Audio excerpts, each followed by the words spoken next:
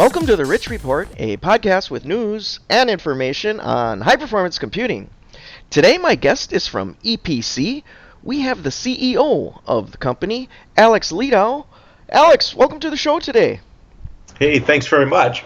Well, thanks for coming on, Alex. You know, I was intrigued when I saw what you guys wanted to talk today about because I came from Cray Research and heard of gallium arsenide, but I had never heard of this new material that you're talking about for the post-silicon world. What do you guys do? Well, we make transistors and integrated circuits using something called gallium nitride, which frankly is a much better semiconductor than either gallium arsenide or silicon. I did my PhD work in gallium arsenide back in the 1970s and was very frustrated with the limitations of that material. But now with gallium nitride, we can make something both higher performance, much more robust, and very, very low cost. Low cost. Okay. So that seemed to me to be one of the kickers back for the gallium arsenide. It was hard to manufacture, and it just never seemed to get any traction out there. So Exactly. Yeah. Well, I'll tell you what, Alex, I brought your slides up. Why don't we go through that, and we'll follow it with a Q&A. Great. So, the first thing is the thesis here is that today we have servers everywhere, and the demand for information is growing not only at an unprecedented rate, but inside the server farms, there is more and more inter-server communication due to deep learning, artificial intelligence, and cloud computing. So these clusters are becoming bigger and bigger and bigger. You worked at Cray, so you remember those clusters where you had to bring everything as close together as possible to get the information as quickly from one part of the computer to the other. And that's also true in servers. And that's creating more, not just information processing density, but power density. These servers are consuming enormous amounts of electricity, and that actually can become a limitation to how close you can pack these things. And so a couple of years ago, IBM, and then joined by several other people, Facebook, Google, Intel, started rethinking this whole problem. And if you advance to page 2, you'll just see some of the titles of articles that have been written in the last couple of years about it. And they've banded together and to say, we've got to do something, not just about making faster computing chips, but about how we manage the power in those chips. And this open power and open compute projects are consortia of these member companies that really are trying to not just make the computing itself more efficient, but the power that supplies all these digital chips more efficient. If you go to slide 3, you'll just see one example. This is Google saying that if we can just change the way we do the delivery of power to the rack, and change it from the 12-volt standard that's been around for a long, long time to 48 volts, and use that 48 volts to deliver electricity right to the chips as close as we can, that it would reduce the consumption of electricity tremendously and the overall energy losses by 30%, just by doing that one thing. Now, the reason we have a 12-volt architecture today is because of the limitations of silicon in the world of power. So I'll explain to you how gallium nitride really busts those assumptions that led to the original 12-volt architecture and are enabling a very, very efficient new 48-volt based architecture in our servers. But first, let's take a look at how electricity gets from our power grid to our servers, and that's on page 4. It goes through a lot of stages, from the power lines, which are 93% efficient, through transformers, UPSs, and all sorts of conversion stages until it gets to the digital chip. Each one of these loses a little bit of the power. It's not 100% efficient. So you see the percentages listed out stage by stage. And if you go to the next slide, you'll see all those numbers multiplied out. And in fact, that comes out to 67%, which means that 1/3 of all our energy is lost. If you go to the next slide, you'll see that just arithmetic done, and it shows you that in order to deliver 100 watts to your digital chip, the thing that actually does the thinking, you have to have 150 watts produced back at the power station. So that's a huge amount of loss, 50 watts lost. To give you just a concept of how much that means, in 2014, the servers in the United States consumed 100 billion kilowatt hours of energy. And so, as you can see, in order to consume that 100 billion kilowatts of energy, you had to produce 150 billion kilowatts of energy. And that's more than the entire state of Colorado uses in 2 years. So we've got a growing problem. 2014 is 2 years ago. The amount of computing is growing exponentially, particularly inside the server farms. So it's becoming acute, and people have banded together. And this limitation of silicon is one of the first things that became obvious. So if you go to page 5, you'll see what EPC is doing. We are making transistors and integrated circuits that are based on gallium nitride. And the gallium nitride is actually grown as a very thin layer on top of a standard silicon substrate, and we manufacture it in a silicon fab. So it looks very much in the manufacturing process and cost structure like a silicon device. But it has about 6,000 times greater performance as a potential. But today we haven't harvested all of that potential. We're only 10x better. But we are also lower cost than silicon. Now, there has never been in the last 60 years a technology that is both higher performance and lower cost than silicon, and we're at the beginning of the learning curve. We are still a factor of 600 away from the theoretical limits of gallium nitride. And let's look on page 6 as to what this means just in sort of graphic physical terms. This is just showing you a gallium nitride transistor compared to a silicon transistor with essentially the same functionality, actually a little bit worse functionality. And you can see it's much, much smaller. And of course, smaller things are less expensive to make. But these gallium nitride transistors are not just smaller, they're a whole lot faster, 10 to 100 times faster. And on page 7 is very graphically illustrated what speed means. In the world of power, the faster you can switch a device, the smaller you can make the electronics for power conversion. And in fact, you see a progression. You go to faster and faster, and it illustrates going into a little pill. This is actually a real example. We actually have squeezed an entire X-ray machine into a little pill that's that you just take orally, and it can do a full colonoscopy using that tiny little X-ray machine. And that was not possible back in the silicon era. This same kind of miniaturization and improved efficiency is being applied to servers. And let's see how. Let's go to page 8. So when you go from 48 volts to a digital chip, you need to get all the way down to about 1 volt. That's what the digital chip consumes. And the traditional way of doing that, limited by silicon, is that you go from 48 volts, you stop at 12 volts, and you run 12 volts around, and then you go from 12 volts down to 1 volt. I say it's limited by silicon, and that's because the speed of the device limits how far you can reach from the input voltage to the output voltage. So silicon's a little slower, so it's got to take 2 stops before it gets down to 1 volt. And let's see what that means. And on page 9, you can see a silicon example. This is about as good as it can get. You take what's called in this case, a quarter brick, and it goes from 48 volts down to 12 volts, 95% efficient.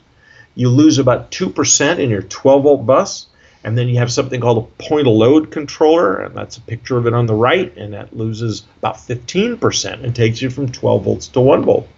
You multiply all those together and you get a 79% efficiency just in these last 2 stages of the process. Remember, all the stages added together are going to give you only 67% efficiency, but these 2 stages are 79% efficient all by themselves. Now, if you go to the next slide, you see what happens when you do the first level improvement. Let's just replace the silicon devices with gallium nitride devices. This is shown on page 10, and immediately the stage on the left shrunk in half and also became, instead of 95% efficient, 97%. You still have your 12-volt bus, that still loses 2%, but your point of load stage is now, instead of 85% efficient, 92% efficient, because the gallium nitride also much smaller. Multiply that together, you're now up to 87% efficiency instead of 79%. Let's go to the next slide. So more recently, particularly with the performance capabilities of gallium nitride, there is movement to eliminate that entire intermediate 12-volt bus and go directly from the rack 48 volts right to the digital chip in one step. And that requires very, very fast devices to do that. And gallium nitride, of course, fits that bill. So if you go to page 12, you'll see what we mean. This is a joint program between Efficient Power Conversion, EPC, and Texas Instruments, where we built power supplies that go directly from 48 volts down to 1 volt, and they're 90% efficient. And they use gallium nitride devices plus TI's integrated circuits to drive them and control. And you can see 90% efficient, and it's just one step, no intermediate bus at all. If you go to page 13, we can now look at what the impact is on the entire server farm, from the power generator all the way to the digital chip. We've eliminated an entire stage, and we've made that last step, instead of 79% efficient, those last couple of steps now become 90% efficient. And on page 14, we do the multiplication of that. And you can see that it now takes only 130 watts to get 100 watts to your server, or to your digital chip. 76% efficiency. Now that is a overall savings of 40% of the power losses. The power losses go from 50 watts down to 30 watts. That's 40% saved. And if you look at the entire system savings, the entire system has saved 15% of its energy. And that's only a fraction of what's actually saved, because when you use energy in a server, you actually have to cool it down. You have to use air conditioning, which is approximately 1 watt of energy in the air conditioner to cool 1 watt of energy dissipated in the server. So we're saving somewhere between 15 and 25% of the overall energy consumed in the server farms just by converting to gallium nitride and eliminating a stage. So if we go to page 14, we can take a look into the future. And on page 15, you'll see an illustration of that. It's a very fast-moving technology, gallium nitride. EPC has had production products out there for about 6.5 years now. We've gone through 4 generations. It's like a Moore's law. Every generation is far superior to the one before and lower cost. And we are in the fall coming out with our 5th generation devices, and we're also embarking on higher and higher scale integrated circuits, moving towards a system on a chip like you have in silicon.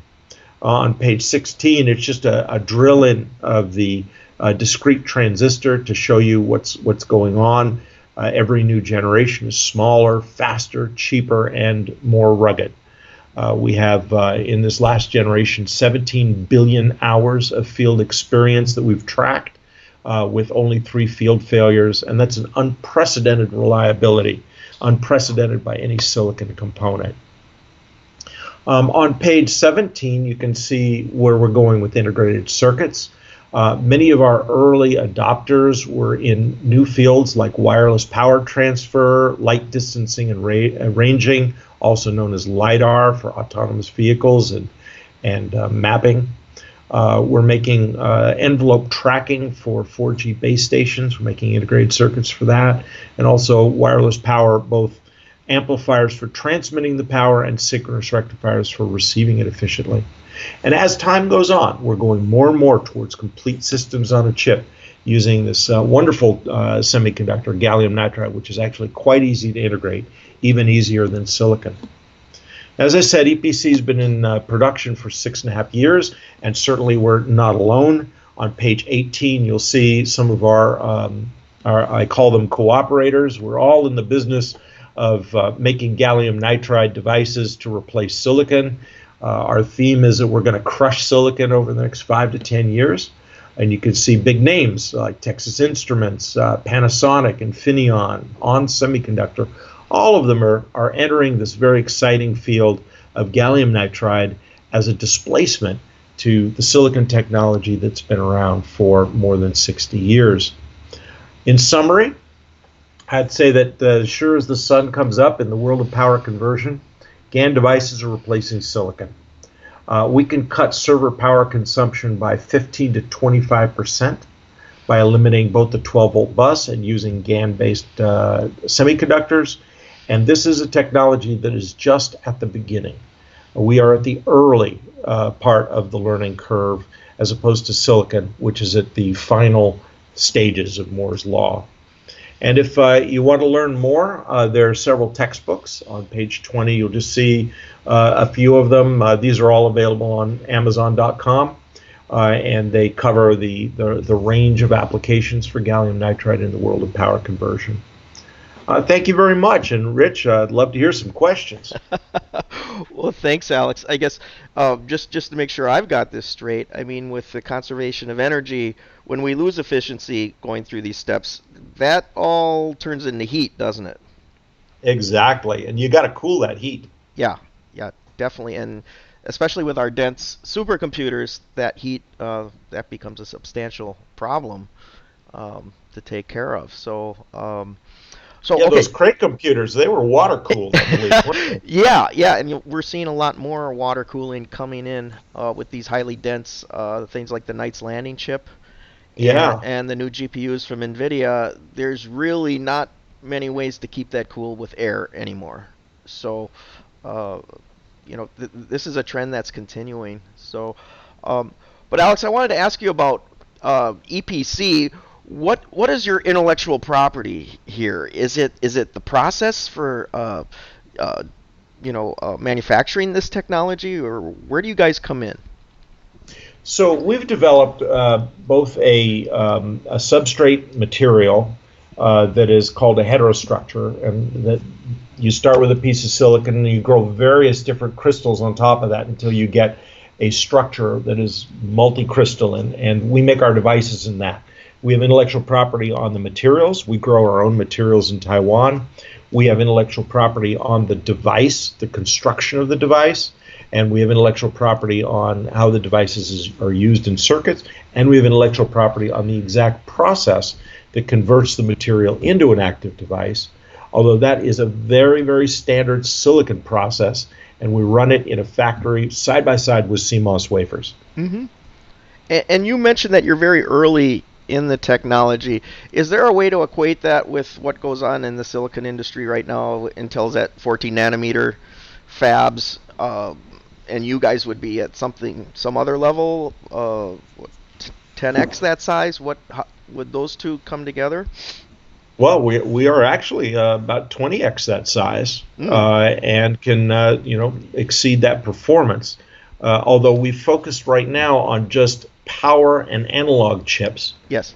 There is a likelihood that gallium nitride also is far superior in the digital realm.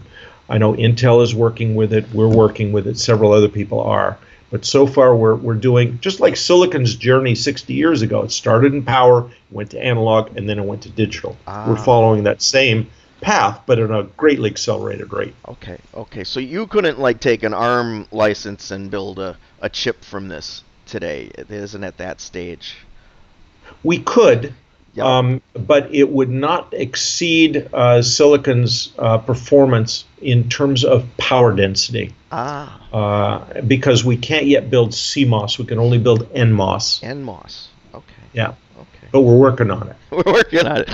Terrific. So what's next for you guys? As you mentioned, you're on kind of a Moore's Law type of track with increasing density. Are you looking for partners, investments? What's next, Alex?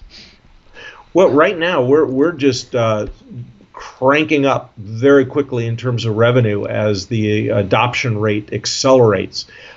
We have hundreds of customers. I'd say all the major electronic or semiconductor consumers are using our products now. Many of them are in volume and getting into market. So our next steps basically is proliferate the line of products. We have 100 products now. They all have design kits. They all have support structure.